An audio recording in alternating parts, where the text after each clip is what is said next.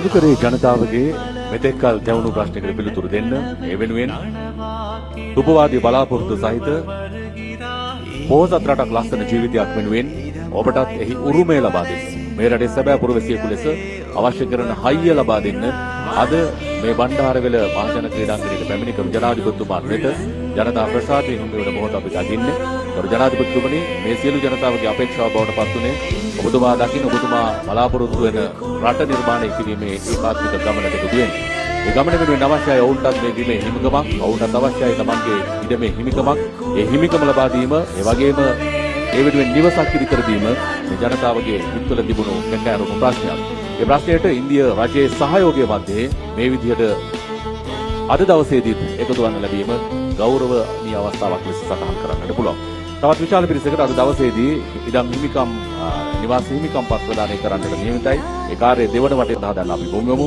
එවෙනුවෙන් මයිතාම ගෞරවයෙන් වේදිකාවට ආරාධනා කරනවා වැවිලි ප්‍රජායතන පහසුකම් අමාත්‍ය සමන්ත විද්‍යාරත්න මැතිතුමනි ඔබතුමන්ට, දීවර ජලජ සහ සාගර සම්පත් අමාත්‍ය ගරු රාමලිංගම් චන්ද්‍රසේකර මැතිතුමනි ඔබතුමන්ට, නියෝජ්‍ය අමාත්‍ය සුන්දරලිංගම් ප්‍රදීප් මහත්මයාණනි ඔබතුමන්ට, විදේශ කටයුතු විදේශ රැකියා සහ සංචාරක නියෝජ්‍ය අමාත්‍ය මහාචාර්ය රෝහන් රණසිංහ මහත්මයාට, ක්‍රීඩා සහ යෞවන කටයුතු නියෝජ්‍ය අමාත්‍ය දිනිදු සමන් හෙන්නායක මහත්මයාණනි ඔබතුමන්ට, එවැගේම ඉන්දියා නියෝජ්‍ය මහ කොමසාරිස් සරණ්‍යා මහත්මියට ආරාධනා කරනවා මේ අවස්ථාව සඳහා. එවැගේම අමාත්‍යාංශ ලේකම් ප්‍රභාත් චන්ද්‍රකීර්ති මහත්මයාට, බදුල්ල දිස්ත්‍රික් පාර්ලිමේන්තු මන්ත්‍රී චිත්තර සෙල්වරාජ් මැතිතුමනි ඔබතුමන්ටත්, බදුල්ල දිස්ත්‍රික් පාර්ලිමේන්තු මන්ත්‍රී අම්බිකා සැමුවෙල් මහත්මියට, එවැගේම නුවරඑළිය දිස්ත්‍රික් පාර්ලිමේන්තු මන්ත්‍රී ක්‍රිෂ්ණන් කලේචෙල්වි මැතිණියනි ඔබතුමියට ආරාධනා කරනවා එන්න වේදිකාවට. ඔබ සියලු දෙනාගේ සහභාගීත්වයෙන් අපි සූදානම් අද මේ සහතික පත්‍ර දානේ දෙවන අදියරට ගමන් කරන්න.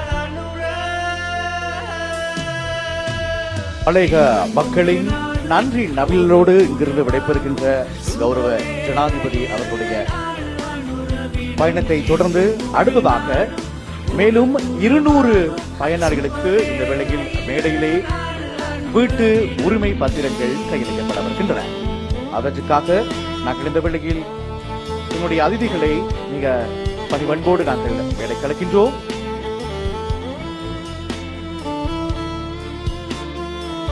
நான்காவது கட்டமாக 10,000 வீட்டு திட்டம், அவற்றில் இன்றைய தினம் 2,000 பயனாளிகளுக்கு வீட்டு உரிமை பத்திரங்கள் கையளிக்கப்படும் நிகழ்வு பண்டாரவளையில் இடம்பெறுகின்றது.